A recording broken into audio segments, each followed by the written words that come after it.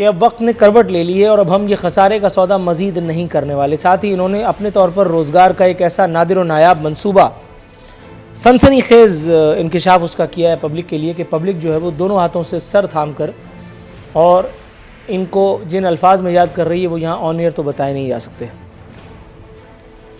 बता रहे हैं कि मेरे मोहतरम वज़ीर आज़म तीरा में चरस से दवा बनाने वाली फैक्ट्री के क़याम की हसरत रखते हैं। अल्लाह ताला पाकिस्तानी कौम पर रहम करे अगर जो कुछ इन्होंने कहा है वो सही है तो। जैसे ही ये वीडियो वायरल हुई है सोशल मीडिया पर, जाहिर है कि पाकिस्तान तहरीक इंसाफ के वज़ीर हैं, अगर मुकर गए तो कौन सी बड़ी बात है। और वैसे भी मैं एक शेर अक्सर सुनाया करता हूँ पाकिस्तान तहरीक इंसाफ के अनमोल रत्नों के हवाले से कि 100 किस्म के झगड़ों से बचा लेती है मुझको हर बात से ये साफ मुकर जाने की आदत। सुबह बयान दागा और उसके बाद अगले ही रोज़ ये मुकर गए। उन्होंने कहा कि ये मुखालफिन का एक झूठा प्रोपेगेंडा है और कुछ भी नहीं। कि मेरे साथ एक मेडिकल प्रैक्टिशनर, एक डॉक्टर आपकी सूरत में मौजूद है। हुजूर, इससे पहले कि मैं आपकी पार्टी के हवाले से कुछ सवालात दागूं, सर मैं जनरल नॉलेज के लिए जानना चाहता हूं, सर ये चर्च के फ़ज़ाइल अगर आप मुझे मेडिकल की रोशनी में ज़रा थोड़ा सा समझा सकें तो फिर मैं भी अपने आप को थोड़ा सा तबर्रा करूं कि मैं आज तक कितनी बड़ी नेमत से महरूम रहा। वो लोग जो इसके नाम से भी वाकिफ़ नहीं है या जो नाम से वाकिफ़ हैं लेकिन अपना दिल गुर्दा नहीं कर पाए कि वो अपने आप को इसे एक अजीमुशान नेमत के हवाले कर देते। हमने क्या अपने आप के साथ जुल्म किया है? शहरियार आफरीदी साहब को जो पता चल गया वो हमें क्यों ना पता चला, अगर आप बताएँ। सर देखें, जब ब्रिटिश इंडिया था तो उस वक्त एक जंग हुई थी बिटवीन चाइना और ब्रिटिश इंडिया।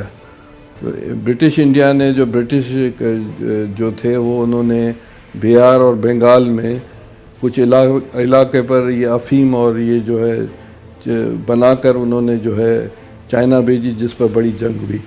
तो इससे उन्होंने फिर लेटर ऑन उस जंग में जो है ब्रिटिश जीत गए और उन्होंने खरबों रुपया बनाया और वो बरतानिया को फ़ायदा हुआ। हो सकता है शहरियार अफरीदी के जहन में ये जंग हो कि इस तरह हम चर्च बनाकर वहाँ भेजेंगे कहीं ना कहीं और कमाएंगे। दूसरी बात है, एज अ मेडिकल डॉक्टर मैं ये समझता हूँ कि दवाइयाँ जब इंसान को जब पेन किलर्स जो होते हैं, जब फ्रैक्चर हो जाते हैं या कुछ बहुत ज़्यादा पेन होते हैं कैंसर की सूरत में, उन दवाइयों में इसके कुछ ना कुछ मिकदार डाली जाती है। जो कि पिछले दिनों इमरान खान ने कहा कि टीका लगा और बुरे नज़र आई, तो वही उसमें मॉर्फिन और ये सब चीज़ें डाली जाती हैं।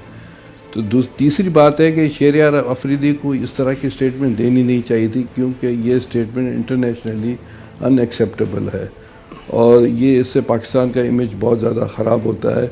इसका मतलब ये हुआ कि पाकिस्तान का एक मिनिस्टर ये कह रहा है कि हम ये जो अफीम है या दीगर उससे जो प्रोडक्ट्स है, ये हीरोइन जो है वो भी उसी की प्रोडक्ट है, तो ये हम क्या एक्सपोर्ट करना चाहते हैं? तो ये बड़ी अफसोसनाक स्टेटमेंट है, काबिल मज़म्मत है। जहाँ तक इनको कारखाने खोलने हैं, वैसे ही यहाँ फार्मास्यूटिकल के कारखाने, ये कैसर शेख साहब बड़े इंडस्ट्रियलिस्ट हैं और आप देखें कि इफिड्रीन और ये सब चीज़ें इसी की बाय प्रोडक्ट्स हैं जो कि दवाइयों में कुछ मिकदार में डाली जाती हैं। तो राइट सर। मोहतरमा उज़्मा कारदार साहिबा, मैडम एक और आखिरी बात एज अ डॉक्टर, मैं साइकेट्रिस्ट हूँ। तो एक बीमारी होती है चर्च साइकोसिस, जो हमारे पास पाकिस्तान में बहुत ज़्यादा मरीज़ है। वो इसलिए होता है जब इंसान चर्च और अफीम पीता है तो एक बीमारी होती है जिससे इंसान एक तरह से ज़हनी तौर पर डिसबैलेंस हो जाता है और उसकी ट्रीटमेंट होती है, वो पागल वालों हरकतें करता है। तो ये बड़ी ख़तरनाक है जो ये पाकिस्तान में चर्च साइकोसिस या अफीम की सूरत में बीमारी होती है। ये मैं आपकी मालूमात के लिए चीज़ें। Right sir, thank you so very much. Madam Uzma, ये मुझे बताइएगा, असद उमर साहब का आज एक सनसनीखेज़ बयान अपने तौर पर अखबारों की जीनत बना है। फरमा रहे हैं कि महंगाई से लोगों की ज़िंदगी मुश्किल में है। मैडम, मैं तो ये बात उस दिन से गला फाड़ फाड़ के कह रहा हूँ जिस दिन से आप हुकूमत में आए और आप लोगों ने मुझे अपना दुश्मन समझ लिया, हालांकि मैं क्या और मेरी हैसियत क्या। दूसरी बात, उन्होंने एक और बड़ा संजीदा किस्म का शगुफ़ा सुनाया। वो कह रहे हैं कि वज़ीर आज़म को आवाम से ज़्यादा महंगाई का एहसास है। मैडम, वज़ीर आज़म जहाँ हैं, उनके आसपास जो लोग हैं और उन्हें जिस तरह से जिस हिसाब से हुरें दिखाई दे रही हैं, मैडम मुझे तो नहीं लगता कि इस किस्म की स्टेटमेंट में कोई वज़न है। यहाँ आवाम से पूछें तो आवाम का तो सत्यानाश बल्कि सवा सत्यानाश हो गया है। और वज़ीर आज़म को महंगाई का अगर एहसास है तो फिर महंगाई के उस डॉक्यूमेंट पे वो हर दूसरे दिन, हर चौथे दिन, हर हफ्ते पेट्रोलियम प्राइसेस, गैस के नर्क, फलाना के नर्क और ठिकाना के नर्क बढ़ाने वाले हुक्मरानों पर दस्तखत कौन फरमा रहा है, ज़रा ये तो बताइए। नूरुल आरिफीन, आपका क्या ख्याल है, 2.25 साल से प्राइम मिनिस्टर इमरान खान क्या बैठ के पिकनिक कर रहे हैं? उन्होंने 2.25 साल में सिर्फ 2 छुट्टियां ली हैं और वो 24 घंटे काम में लगे हुए हैं और उनका एक ही फोकस है कि किस तरह इस कौम को अपने पांव पे खड़ा करना है। ये जो शेख साहब बैठे हुए, ये गड़े में इनकी हुकूमत ने अंधेरों में धक्का दे के इस मुल्क का बेड़ा गर्क करके, इस्तेसाल करके लोगों का, हमें कर्जों में जकड़ के, तो ये अब लंदन चले गए वहां पे पार्टी करने के लिए। हमें मैडम वो गए नहीं है, आपने उन्हें भेजा है, इस कौम आपने उन्हें भेजा, वो गए नहीं है। और प्राइम मिनिस्टर नहीं, हमने नहीं भेजा, वो कोर्ट ने कहा था कि जी इनका इलाज अगर नहीं हो रहा तो फिर आप भेज दें। तो वो अगर मरने वाले थे तो जाहिर है हम वो बिल्कुल बोझ उठाने को तैयार नहीं थे। बहरहाल वो और एक बात है, बेल पे गए। प्राइम मिनिस्टर इमरान खान ये जो फंडामेंटल डिस्ट्रॉय कर गए थे, टफ वो फैसले लिए हैं जो कि बहुत पहले ले लेने चाहिए थे। अगर हम ये अपने ये जो सब्सिडीज के लॉलीपॉप ना देते और जितनी भी टैक्स पेयर की जो रेवेन्यूज थे वो हम बाहर मनी लॉन्ड्रिंग करके ना लेके जाते, तो वो पैसा जो था उसे इंडस्ट्री लगनी चाहिए थी। वो पैसा मैडम एक छोटी सी खबर अगर आप इजाजत दें तो मैं आपकी नजर करता चलूं, ताकि आपको थोड़ा सा तवक्कुफ, आप थोड़ा सा अगर आप फरमाएं तो मैं एक छोटी सी खबर, यकीनन ये दुश्मनों ने छपवाई होगी, इसका इस हकीकत से कोई ताल्लुक नहीं होगा, ये पाकिस्तान की नहीं इसराइल के बारे में बात की जा रही है, मुझे यकीन है, लेकिन फिर भी सुन लीजिए दिल पिशौरी के लिए। लिखा है महंगाई में होशरुबा इजाफा 9 साल की बुलंद तरीन सतह पर पहुंच गई। इदारा शुमारियात का रेफरेंस दिया गया है, उसमें मुख्तलिफ चीज़ों की जो प्राइजेज हैं वो कोट की गई हैं। मैडम टेक्निकलिटीज से कता नज़र, इनकी हुकूमत ने ये किया, उनकी हुकूमत ने ये किया, वो ये था, वो ये था। मैडम कभी ये मुमकिन होगा आपके इस दौरे इक़्तिदार में कि जब आपसे जो सवाल पूछा जाए वो मिल जाए उसका जवाब? जब भी आपसे नाम पूछा जाए आप शनाख्ती कार्ड नंबर बता करके और वक्फे पे चले जाते हैं। आपसे पूछा जाए आपकी कारकर्दगी के बारे में, आपकी अचीवमेंट्स के बारे में, तो आप पिछली हुकूमतों पर तबर्रा फरमा करके और बात को इतना चिंगम की तरह खींच देते हैं कि आदमी को बोरियत होने लगती है। इस खबर पे अगर आप तबसरा फरमाएं तो फिर मैं ब्रेक करूं। देखिए हमने रैशनलाइज किया है कीमतों को। आप कैसे हो सकता है कि गैस महंगी पैदा करें और सस्ती दे दें, बिजली महंगी पैदा करें और सस्ती दे दें, और दिवालिया हो जाए आपकी गैस कंपनियां और आपके पास आईपीपीस के कैपेसिटी चार्जेस। हमने गर्दिशी कर्जा जो ये 1200 अरब छोड़ के गए थे, हमने उसको आहिस्ता आहिस्ता कम करके महीने में 38 अरब से 10 अरब पे ले आए हैं।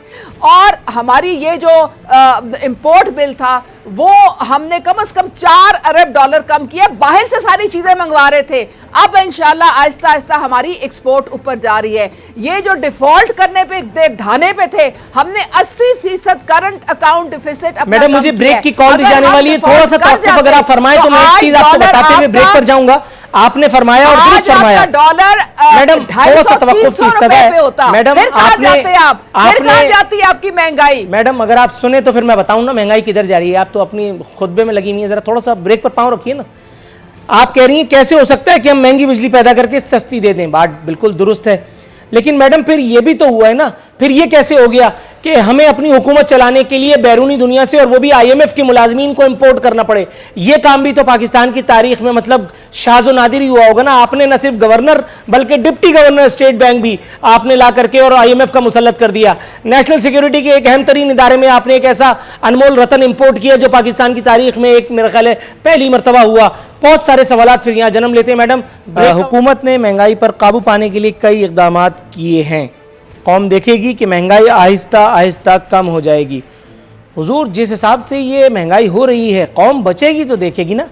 और दूसरी बात ये कि ये जो इनका अंदाज़ बेनियाजी है, अगर ये अपोजिशन में होते आपकी तरह, जाहिर है कि जिस तरह से आप लोग आओ कर रहे हैं आवाम के दुख में, उसी तरह से अपोजिशन में आकर के पहले पीपल्स पार्टी भी करती रही है, जो आज वो एक मरतबा फिर कर रही है। ये हुकूमतों में जब होते हैं तो क्यों आवाम का दुख दर्द नज़र नहीं आता, क्यों आंखों में सिलाई फेर जाती है, और जैसे ही वो अपोजिशन